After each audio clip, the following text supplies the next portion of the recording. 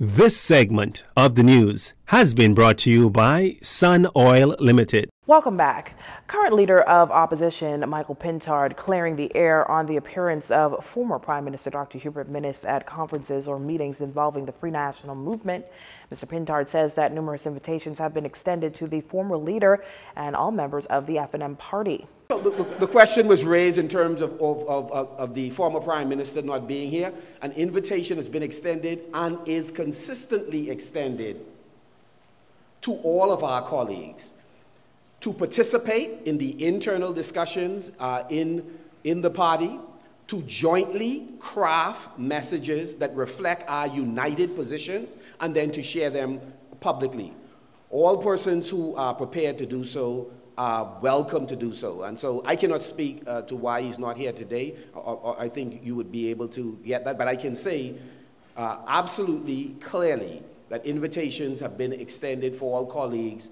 Mr. Pintard noted that they have had an extensive discussion with over 31 colleagues on the way forward for the party, and that anyone willing to share a message with the organization is welcome to do so. Every administration, while in government or in opposition, requires message discipline so that none of us, including the leader, acts unilaterally without consultation with colleagues or giving them the heads up on what we intend to do and say. When I served in the last administration, that was required of me, and I complied pretty much consistently as some of my colleagues did. And now that I'm in this chair, I require no less. Now, former leader Dr. Hubert Minnis has been missing from a number of notable events, including the party's one-day special convention that was held in November of last year, and Mr. Pintard's presentation of instruments of office to the new leader of opposition.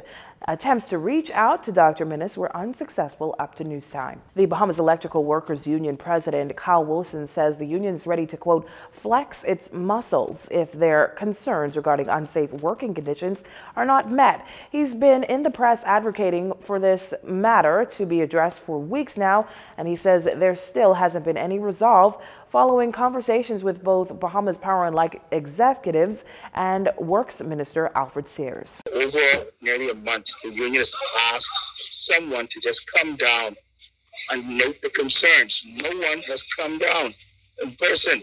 The CEO called me yesterday for a 3-minute conversation, and he said, okay, they're going to use the road as a designated walkway. I mean, what an insult. If you see a person walking the road, you call that person crazy. And so just the idea of wanting someone to walk on the road, that's crazy, man. We're talking about the road that is designated for heavy equipment. The BPL messenger tried to make an attempt to enter that side of the property, and they told him, no, this is only for heavy equipment. So explain to me why you want me to walk when you won't allow a vehicle, a car, to go through. That's a BPL vehicle. And so it tells me that safety of the workers are not being taken seriously.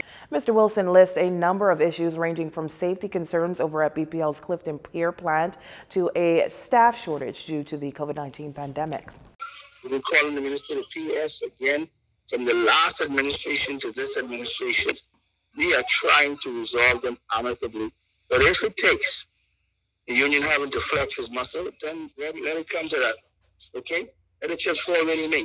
It's correct, because if you're trying to do things the proper way, through proper coordination, trying to sit down, our human resource department is non-existent in BPL. It doesn't exist. There's none, okay? And it's frustrating. I have to keep bugging the chairman. He was just recently appointed, and he doesn't know the ins and outs of BPL. He's not fully acclimated. Yet still, the union is tired of beating on his door, man. We need relief. We need relief now in BPL. We need caring people in that organization. We need a new turnaround in the human resource department. We need new safety people who are serious about safety, not just talk. And the union is willing to do whatever it takes. to protect his members, whatever it takes. Last month, members of the union voiced concerns surrounding a new security protocol in which a gate was erected around the Blue Hills power station. Mr. Wilson insisted that this gate endangers the safety of employees working at the Blue Hills power station. BPL executives have also gone on record to indicate that they are willing to sit down with the union to come to some form of resolution. However, Mr. Wilson says that to date, nothing has been done. An amended heads of agreement deal was signed yesterday between the Bahamas government and the Western Atlantic School of Medicine as the Davis administration continues to make inroads in the restoration and revitalization of Grand Bahama in the wake of a catastrophic Hurricane Dorian.